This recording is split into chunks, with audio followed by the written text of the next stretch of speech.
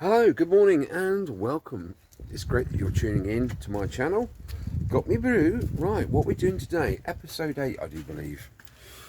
I was playing around yesterday. Stay there, boy.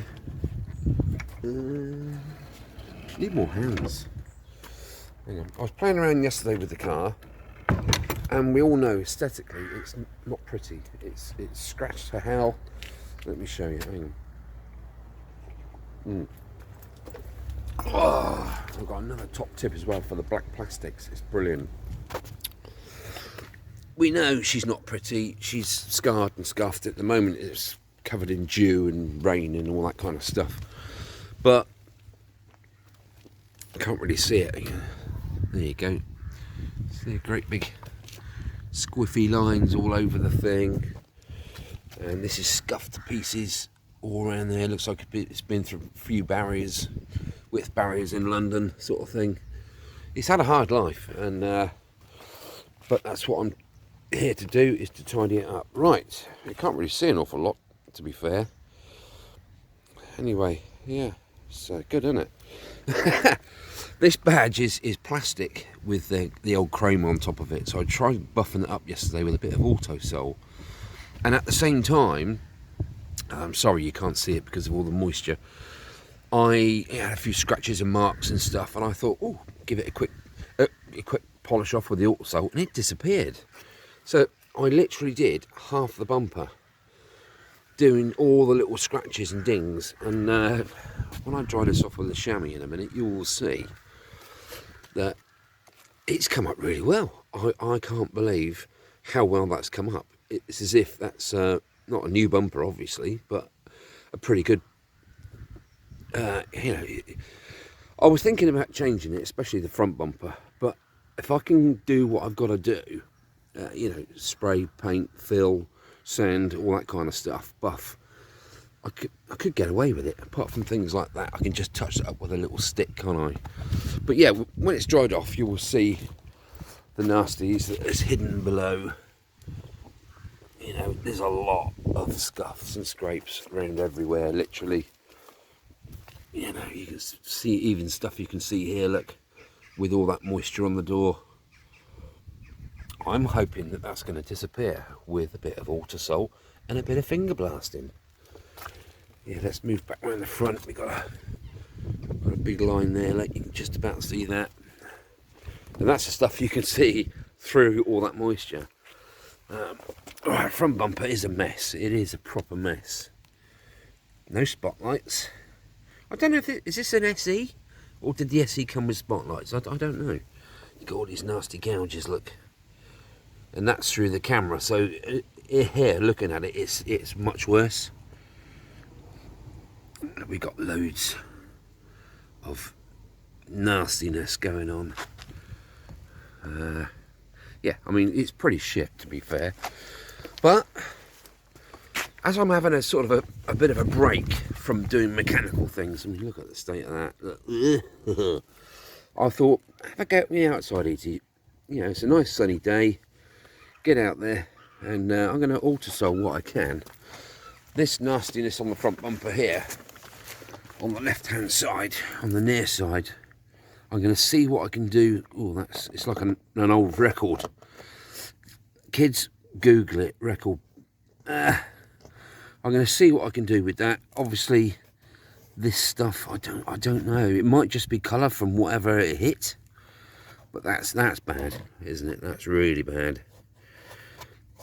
But I'm going to see what I can do. If I can't, I'm going to get rid of what I can get rid of with the auto sole, and then I might have to take it off and paint that bottom bit. Get the old sanding pad on there, the old fine sanding pad, and get rid of that scuff stuff. You can see that it's every panel you look at is scuffed to hell, really.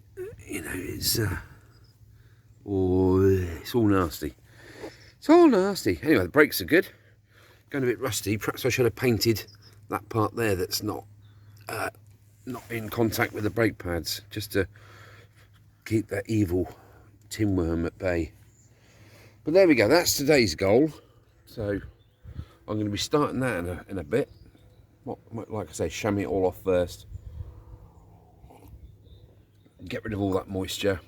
Autosol, is it the right thing to use for stuff like this? Well, in my eyes, yeah. I mean, you can use cutting compound on a cloth, but I might even just do that. I've got some of that cutting compound, haven't I? It's quite coarse. I might do a patch with that and a patch with the Autosol and see which one works best, and then go forward with, well, whatever I find there. I have some interior trim I need to change today, which is the center console where the gear lever sits, the little tray with you throw your keys in there, or phone or whatever. That is cracked and smashed to pieces on this one. I think an elephant's had a bit of an epi in there and crashed and trampled and smashed everything. So I've got some second-hand parts to go in. Right, I need to crack on, don't I? Sun's out, so it should dry up a lot of this moisture to start with, and I better get on, see what happens. Right, catch you in a bit. Before we start polishing and all the rest of it, let's state in my key, look. Absolutely freaking knackered. I have bought a new outer casing to go on it, but I can't get the transponder, which is a little glass piece. I can't get it out of this old bit here without, well, I just can't get it out basically. So that's how it's going to have to stay for a little while. Incidentally, so yesterday, he's bought an awful lot of parts. I will go through that list of parts a bit later. Come on, unlock. My tailgate doesn't unlock with the key, with the normal doors. Look at that, new gas struts, what I popped in yesterday. Absolutely fan-flipping-tastic.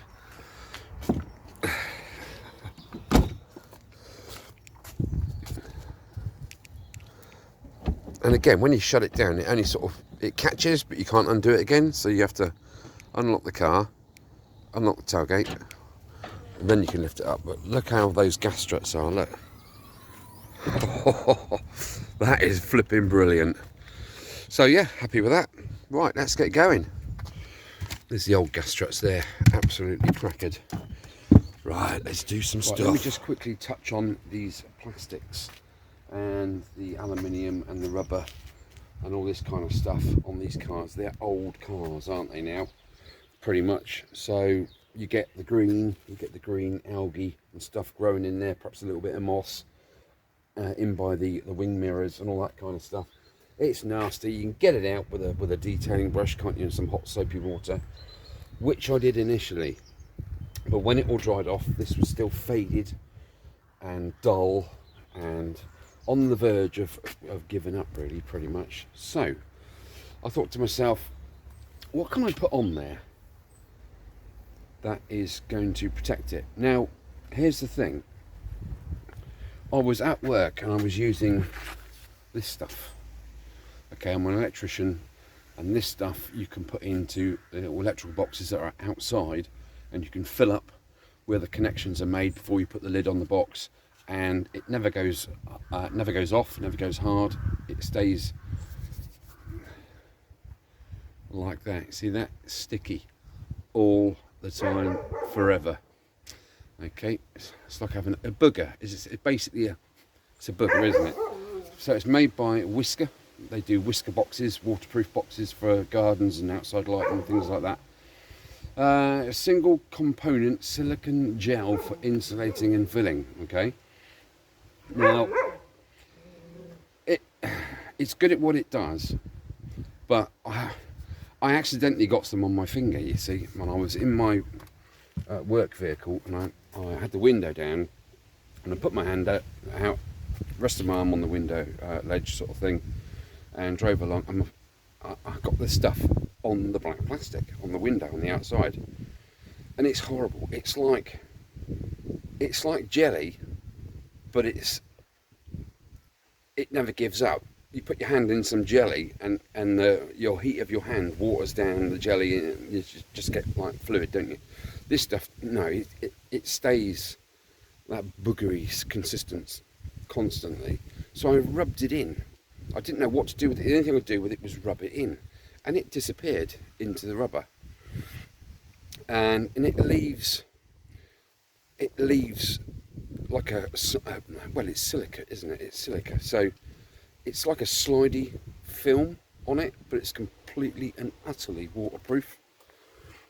So I thought to myself, if it can do that on my work van, it can do that on my car. So I did, and this is the outcome. Everything's beaded. It's really good. Yeah, so no more water penetration into the rubber. It's saying, and now it's been on there about a week. It's actually all right. I'm happy with that. I even did the scuttle panel here. Let's have a look. Let's put some light on. Not that makes any difference. So it's turned that sort of grey smokiness into black. It's gone back to black, look. And it looks really tidy. I even did inside the little grills, because you have a layer of rubber, plastic. You have two plastic lines in there, and it's changed that from that nasty green grey crap back to black, and it looks proper good. So yeah, I am overly chuffed with it. It's doing its thing, and it's taking it back to how it should be and how it should look. It's done wonders around here. Look, that was all green and crusty and nasty, even the underside, but now it's not slimy. It's just kind of, you can feel that there's a layer of something on there, not allowing that water to get in. Proper good, and I'm really pleased, like I say, with the outcome. It looks like a new car, like new trim. It really does. Anyway, I'm not saying you should put silica anywhere near your glass or windows or anything like that. I did try my best to keep it off of there. I've not cleaned the glass since I've had the car, which is about 6 weeks now. That's the last thing I'm going to detail is the glass, the windows. Obviously I've cleaned when I've taken the door cards off, I've had my hand in there and I've cleaned the glass where all the green stuff is inside. That's all gone, but yeah, that's really impressive. Like I say, it's made by Whisker, and it's basically gel, one gel it's called. It's not cheap, but it never goes off. You can just reuse it. So what I did to apply it is, when you squirt it out using your Colt gun, if you like, when you squirt it out, you get like a blob on the end, just like a lump of translucent jelly.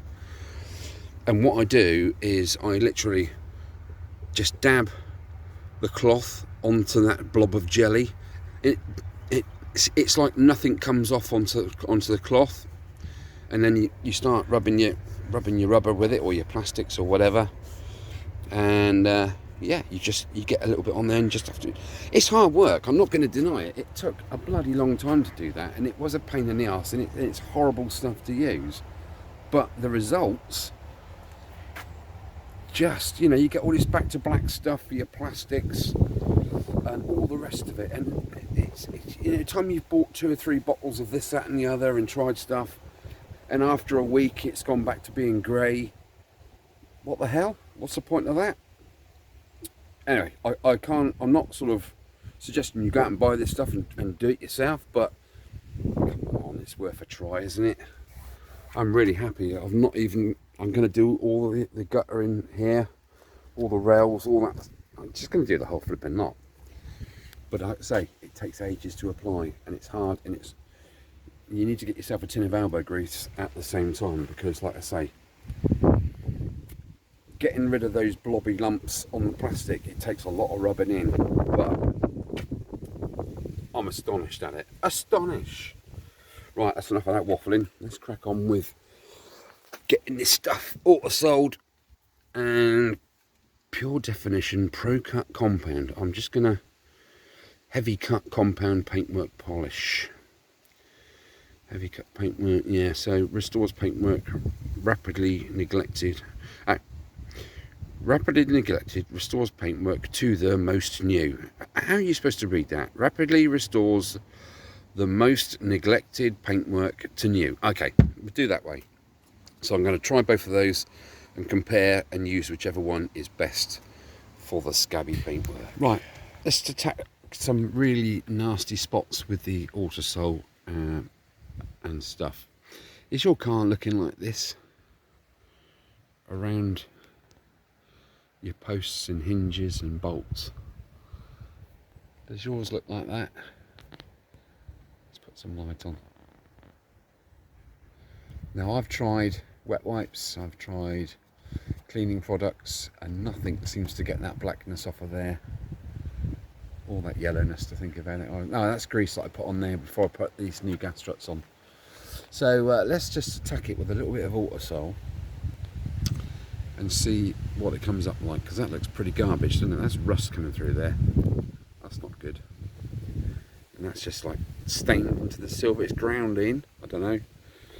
Anyway, let me just pause you there and we'll load up a toothbrush. Actually, what I'll do is I'll unclip that, because in the new Gas Struts, one holds the tailgate up once it's in the top position. So I'll unpop this top, get that out of the way, and I can really attack that piece there, can't I? Righto. Right, before you do an awful lot of work on your tailgate, please support it with something sturdy. Nice broom handle there going into the the catch on the back of that seat there, so that's going nowhere. That's pretty firm, because I do need to pop off, which I've done here. I've popped off the gas strut. Ka-ching. It's got a nice lump of grease in there, just to keep that loop lubricated to help it not wear away. Right, so there we are. That's what we're faced with. And then we've got all this bonus down here. I'm going to try Autosol first on the wife's toothbrush. Shh, don't tell anybody. Now, it's a tiny little blob on there, so we'll see how it goes, shall we? Let's just get it worked in there. Now, I have found that you get better results using your fingers. Grow up easy. But I can't really get my fat porkers, my sausage fingers around the back of there, so I just concentrate on the back bit with the toothbrush. Just get it worked in. I can do the front with a bit of finger blasting, can't I? Okay, let's just let that sit and do its thing, and let's attack this rust down here. Not enough left on there? I don't know.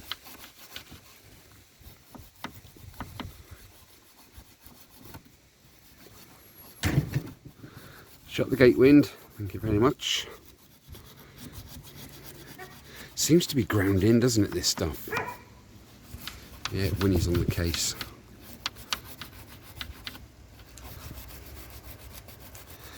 Actual footage of me doing stuff. Flippin' heck. Don't get that every day, do you? Anyway, I hope you're all keeping well. I did have one guy leave me a nice negative comment on the last episode when I pretty much sorted out that gear change selector on top of the gearbox, where I think it's where I took that oil seal out, recognised that it was absolutely knackered, and then just put it back in. But what I didn't tell anybody, what I didn't mention, which I probably should have done, was that if you turn the seal over and look on the underside, that also it's not like a one with a spring in it. It's proper solid rubber all the way. And I literally turned the seal over, and the underside looked brand new, and it seals from both ways. So I turned the thing upside down, popped that back in, so there's nothing getting in the top of the tower. I should have probably mentioned that, but he said I wouldn't trust you to change your nappy, so you know, bodging and all the rest of it. Now, I like to have a bit of a laugh on my channel, you know, and say that I'm a bodger and all the rest of it. But those of you that know me closely know that I haven't got money falling out of my arse. I don't get sponsored by anybody. I don't have Patreon and all the rest of it. The only income I have from YouTube is zero. So I just do this for the love of doing it, and if I can help somebody out who's in the same boat as me, i.e. not flush, you know, so be it. But to have someone come on and go, oh, you fucking bodger, you know, and all the rest of it, yeah, perhaps. Enough.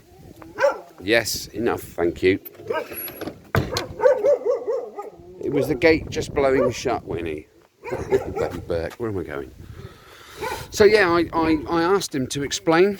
His name's Brian. I can't remember the second name. I asked him to explain his comments and he never got back to me.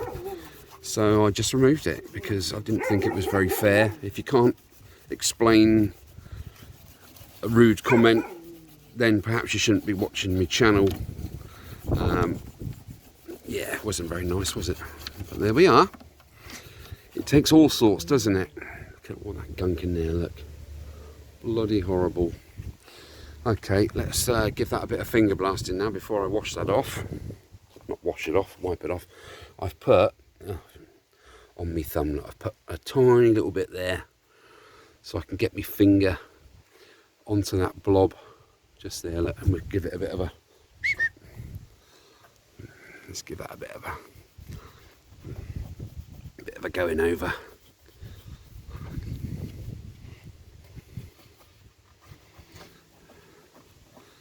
Yeah, I reckon that's like years old grease, which you would think would break down quite easily. But I don't know, it's being a bit of a sausage. I mean, look at the gunk on there. Perhaps 1 or 2 applications. I will try the cut and compound in a minute. I mean, it's better than it was. But, Winnie! Hey! Enough, thank you. Mind you, I'm getting parcels through the door every 5 seconds for this car. There we are. So right, let's give that a bit of a buff up. Find a clean patch, and that'll do. Let's give this a bit of a doobry. Again, it's tricky to get right into the cracks without, you know, the wife's toothbrush. So you might have to resort to using your own toothbrush on this. Don't know. It was a joke.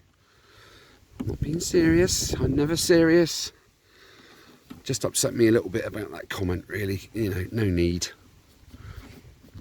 I do what I can do with what I've got to hand. You know, I would never put an oil seal back in if I had a replacement to go in there. You know, some people just get right in your tits, don't they? Well, I think that's better than what it was. I'm going to give that a good finger blast in a minute because, like I say, it's always better in it. That's an improvement, isn't it? But it's not brilliant. That stuff is really... Oh, no. It does come off. Right, I'm going to try some IPA, some isopropyl alcohol, on a detailing brush to see if I can really loosen up that grate. Fingers crossed, Liz. Right, I think I've just about done with this side. That's not too bad, is it? It's a lot better than what it was. I got right in the nooks and crannies. What I used eventually was this stiff plastic brush just to agitate the stuff right in the cracks. Didn't use any autosol or anything on it. I just literally went in there and then went over it again afterwards. And that's an awful lot better than it was, isn't it? Oh, that's not perfect. But there we go. So yeah, I like to find detail. I like to spend time and do stuff. My videos, incidentally, going back to this Brian chappie's comment, I will find out his name. My videos aren't tutorials. They are how I do things, how I make something out of nothing kind of thing, and try and just breathe a bit of life back into things. If you took the time to watch any of my other videos, you probably would have seen that. But hey ho, it's what makes the world go round, isn't it? Right, yeah, a little bit of back history, Brian, from me to you. I suffer from depression, anxiety, and I just do stuff like this to keep that at bay, keep the dog at bay, okay? And, you know, it's just something that I do to try and alleviate the symptoms. there you go, mate. It's just what I do. Okay, so why not private message me first before leaving silly comments? I've really put me back a little bit, that has, to be fair. Yeah, you know, like I say, my videos are not tutorials. They're me trying to fix problems inherently that would probably, you know, cost a fortune at a dealer, just to try and make something out of nothing and to try and repair things before throwing money at it, which I don't have. Right, anyway, hopefully you can see where I'm coming from now. I don't know, but that's up to you, isn't it? Anyway, peace. Take care. I'm going to wrap that up there now because I need to go indoors. Right, I've had a nice brew. Now I'm doing a bit of detailing because that was absolutely crusty. Now these support rods go back into the base of the seats. These are the two rear seats, obviously. You push to get these to tilt up, you push down at the front and you pull that little lever there, and then it unclicks from these 4 mounting plugs which go in the floor under there. And yeah, it's all very nice and clean under there now, so I've done a really good job. I'm happy with that. I've put the carpet was out, it should have been under there and all that, so I've done all that. I fed that down there. Now to get all the crust out of the knickknacks, and you guys that detail your cars, you'll know what I'm talking about. Like in here, stuff where the hoover can't quite get into, stuff like that. These just literally snap out and you can just get in there. But I use these plastic brushes. They are absolutely brilliant. Get the hoover nozzle there, go like that a few times, and it's lovely. It gets all the crud out of there. It's just satisfying getting all the crap out. So I've lifted all these boxes out the boot here, where the battery goes and the jack and so forth. I'm not putting this bottle of glue back in there because A, it's probably, you know, 18 years out of date, and B, I use plugs. If I ever get a puncture, just do the old pluggy, squirt, twist, snip, and that's it. Job's a good one. Weighs about as much as an empty fag packet, so that's cool. This was all dusty, really dusty, so I literally hoovered, and yes, I'm a bit weird, aren't I? But it's clean now, and I like things clean. Right, now look at the state of this. Why is that not focusing? Oh, over there even. Look at that. Can you see? Where are we? Not my hand. Can't. There we go. It's like that all the way along. It is absolutely bonus nauseous. There's probably some sort of coat. Yeah, it really needs a good clean. It is skank-tastic. Ugh. I know I'm being very clinical about this, but although the car looks like a rag on the outside, it looks like a rag on the inside too. But not for long, not for long. I have purchased, or Caroline's purchased, one of those special car wet vac hoovery things. So you spray on your seats, and then you get your drill attachment with a brush on it, and you whiz that a few times, and then you hoover back off with the old suctionio thingy.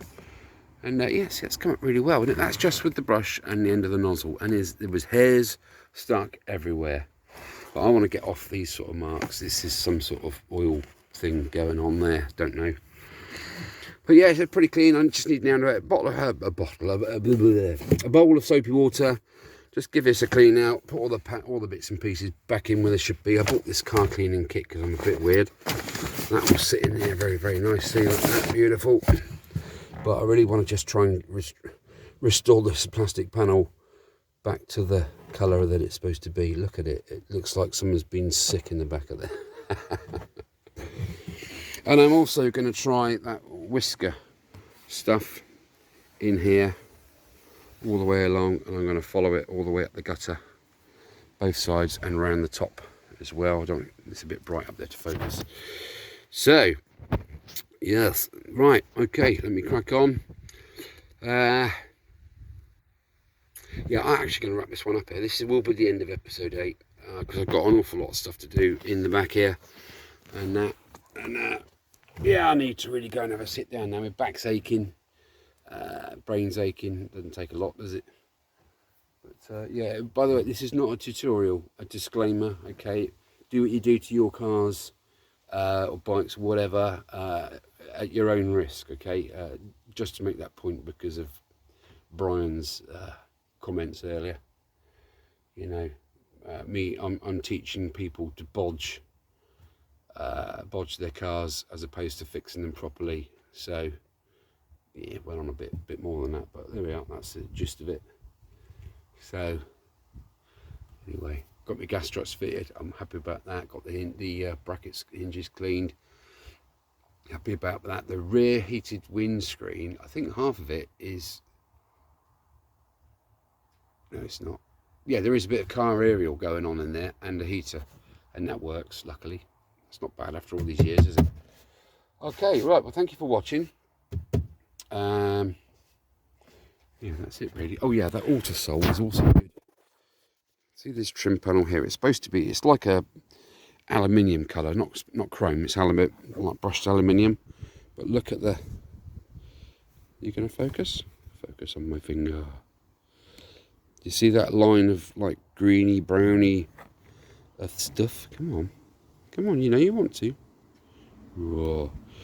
Yeah, that gets all that off with a little finger blast in like that. That was on there, look, and I've done this edge as well, so you can see where that's what it was, and that's now what it is. So it's really good stuff. I need to go all the way along now. Look how cranky that is, all the way down.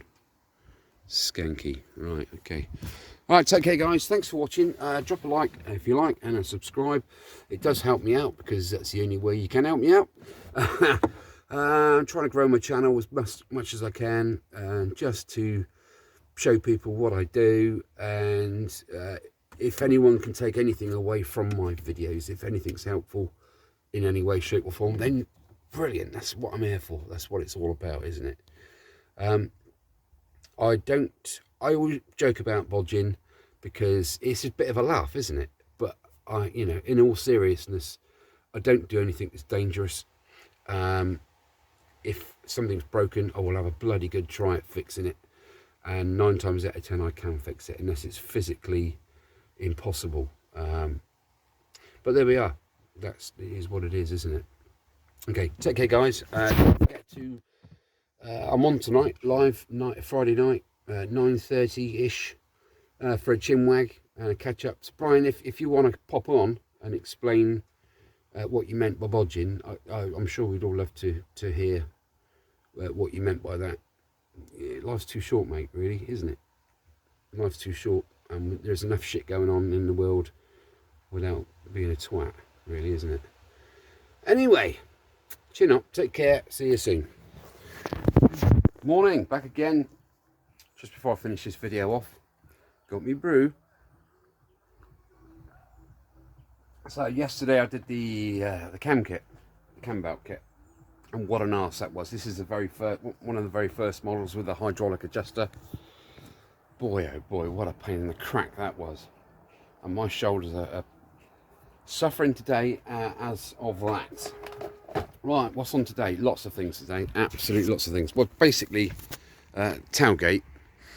You have to open it with the fob. I don't know if once you unlock the doors, you're supposed to be able to just press that button there, and the door and the boot releases. But at the moment, I'm having to press the boot release lock on the fob to get that to undo for me to be able to pull it up, which is a pain in the ass.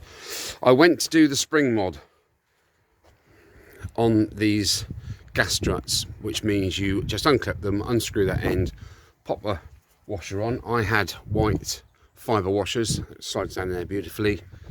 Put the spring on, put another fibre washer on, put the end back on with some thread lock, snapped all back together, and went to shut it, and the boot stopped about there, because mine, there is no room. Once you close it down a bit further, that disappears, that gap, to nothing.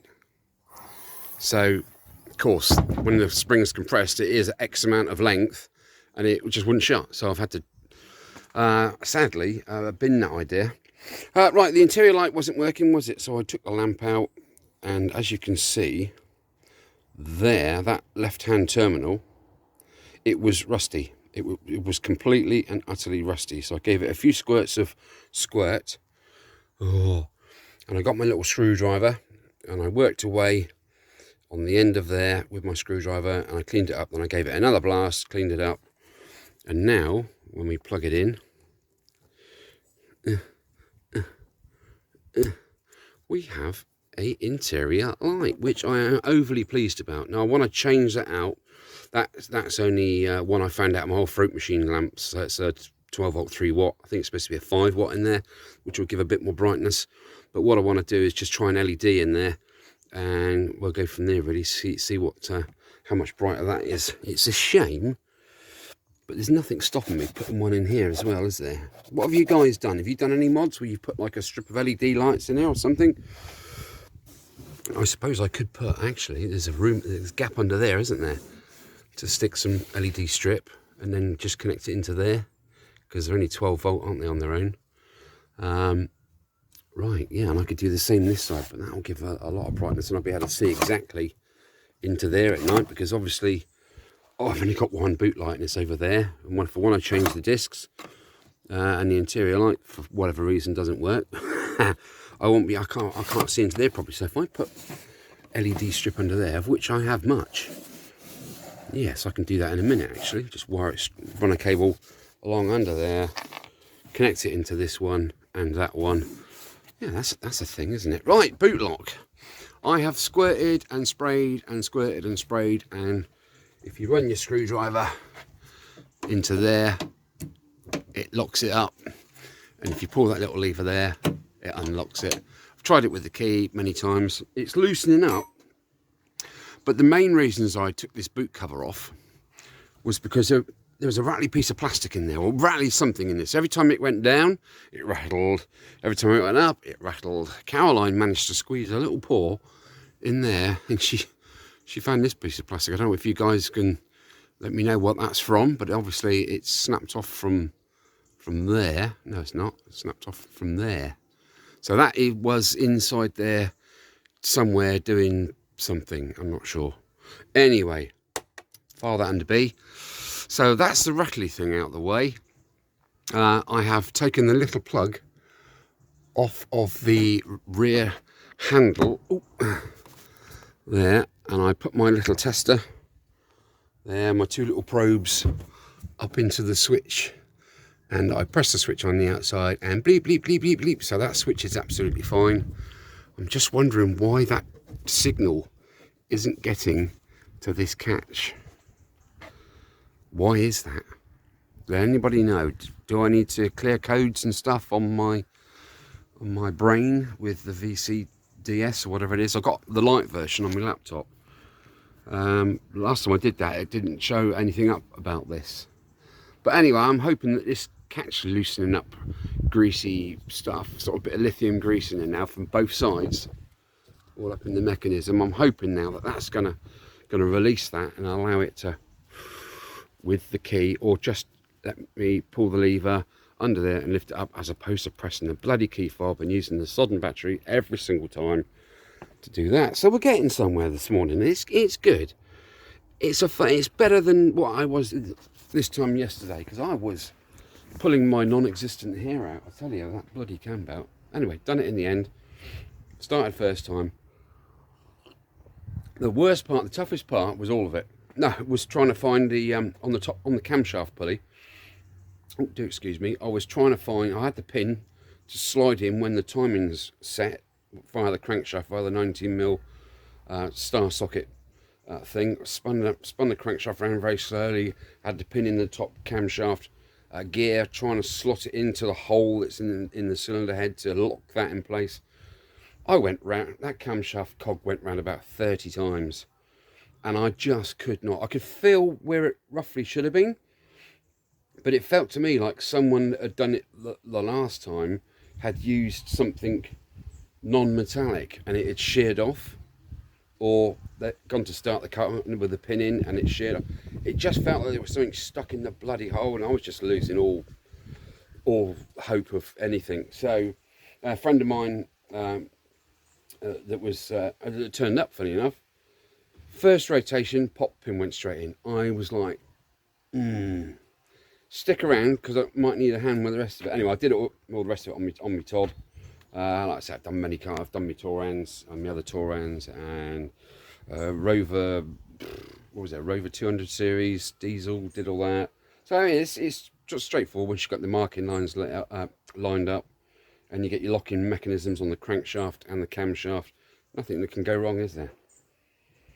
Yeah, right. Okay.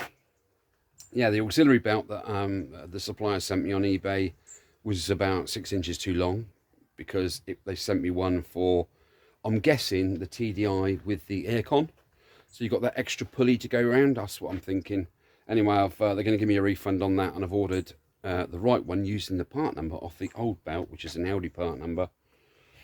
C00085 or something like that. 045. How good's my memory? It's not. There's two sets of 3 more digits. But anyway, so the right one's coming. I was hoping yesterday to do the flexi joint and on the exhaust pipe and put a new clamp in the centre of the exhaust to stop that knocking. I've got front and rear bearings. I don't need the rear bearings just yet, so they can go back in stock. I bought a clutch. Don't need that now. That can go back in stock. So, and the front hubs, you need a pusher, a ram to push out the bearings, or you can spend 55, 60 quid on a tool, like 2 half moon tools, which go around the hub, bolt them together, and then it's like a pulley, a lifter, and you just wind it in, and it just pulls the hub off, which is brilliant. And then you can reverse it and push the new one back in. But why spend that extra cash? I will get it done somewhere, but they're not rattly at the moment. I just thought, get the whole lot done easy. Once it's done, all the drivetrain's done. It's got drive shafts to go in because the gators are a bit split on there. But do you know what?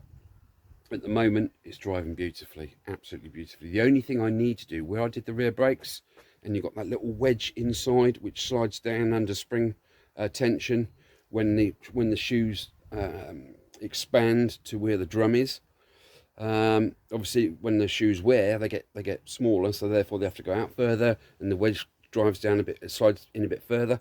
Well, my wedges aren't sliding down to take up that gap, so every time you put the handbrake on, the handbrake's going up about 4,000 degrees vertically almost before it starts biting. So I need to get in there in the back of the rear wheels, on the rear wheel plate, brake plate that the rear wheel cylinders bolt into, and just get a screwdriver in a little hole and nudge them down a little bit to take up that slack, and then readjust the handbrake. We live and learn. Perhaps I should watch videos on YouTube, shouldn't I, really, to just get a bit of pointer as to what to do with these things, because this is a new car to me. Anyway, right, that's enough waffling. What else am I doing today? I'm doing loads of stuff. And do you remember this stuff, this whisker stuff that I was putting on my rubbers? Look at that, it's brilliant. It is absolutely bloody brilliant. Now, I thought to myself, what else can I use it on? What else can I use it on? Now, bear in mind that all this lot is absolutely shagged. That's all cracked and smashed. It all needs to be replaced. And that's crap and horrible. And look at that. Rubbish. I have purchased a new centre console bit there. Let me show you. It's the dark. That's grey, and this is like, I guess, black. So there is the piece. I've done a bit of cleaning up, but I'm thinking to myself, we've got water lines and everything going on there. And this piece that goes over the handbrake, if you like, the little cowl that goes over here with a cigarette lighter in it, that didn't come supplied with this, neither did this cubby here. And I think that two-tone look, I think it works. So obviously I've got to reuse that anyway, so I'm putting the old one back on, and that was an absolute mess. So I gave it a good clean. I managed to find the guy that sold me that piece you just saw very kindly put in a cigarette lighter in with that. So what I've done is I've cleaned this up. It was ganky, and now look at it. Is it going to focus? It looks very serviceable. Why is it not focusing? Very serviceable indeed, and that is down to this stuff. Just got a bit on a cloth, rubbed it in. It took ages, but it's in there now. That is never going to go dry and flaky. That is protected for the duration of this vehicle, I would say. So I am so happy. it's given me the idea of going over that piece in there that I've got to reinstall, going over that with that whisker gel, one gel is what it's called. So I've got all this is new coming, well, it's there in the lounge. That piece I've got to replace, that piece I've got to replace, and all this piece here I've got to replace, and then I can put that cowl back on there and tidy it up, and that's good. So that's all got to come out. The only thing I haven't got is these pieces, and these are proper shitty. Absolutely shitty as you like. Now what's happened is Audi, in their infinite wisdom, to make it feel, you know, like a more comfortable car and not plasticky when you get in there and start touching things, they put this rubberized, like plastic coat on all the plastics, which is basically a rubberized paint, isn't it? And lo and behold, I mean, the thing is, like I say, these cars are getting on now. You know, the youngest one's, what, 17? Something like that? 16, 17? Well, this car's 21, and the rubber has perished. That rubber paint has perished. That's why you see all these horrible marks, because it's natural, isn't it? But that comes off. Hot soapy water, proper hot soapy water, and nothing like a Scotch pad, but just like a you know, like a flannel, if you like, sort of, you know, toweling sort of stuff. That just comes off so easily. So I can't wait to do that to these pieces, this side, left and right, over there, and then see what that comes up like. Then I'm going to treat it with the Whisker One Gel, which makes it look absolutely fine, and then I'm going to reinstall it all, and you will be able to see, and even this stuff where the sun has damaged over the years, this surface, it's gone all dry. You can literally scratch your nail in it, can't you? And it all just comes away. So I'm going to give all this a treatment of the One Gel, and hopefully I'll stop the decay, because that's all it is, isn't it? Oxygen equals decay in all forms of all walks of life. Cheers. Right, that will all be in next episode 9, I think. So yeah, this is going to be in episode 8. Gotten over my little issues. I had a little bit of a blip mentally. Everything got on top of me, and I had to fold up yesterday. So I think you saw that. Not yesterday, day before. Did the cam belt yesterday. So yeah, all back and good. So going from what that was to, you know, all sort of half rubberized paint and half plastic, I think now that is a win. And I've managed to get that mechanism working properly in there, and cleaned all the insides out of there. I had it literally on the bench. I wish I'd have videoed it now, but it's a bit of a science, because, you know, it's interference fit, aren't they, cigarette things. Just push it in and it sticks in that, but it doesn't stick in too hard that it can't pop out again. Ooh, that sounds a bit rude. I can't get my fingernail in there, but that does pop out with the slightest touch of the two little grips that are inside there. Easy, breathe, man, breathe, just stop. Collaborate and listen. Yeah, right, ice baby. Okay, that's it. Thank you guys for watching. Please drop a like down below. There'll be lots more Audi A2 stuff coming up.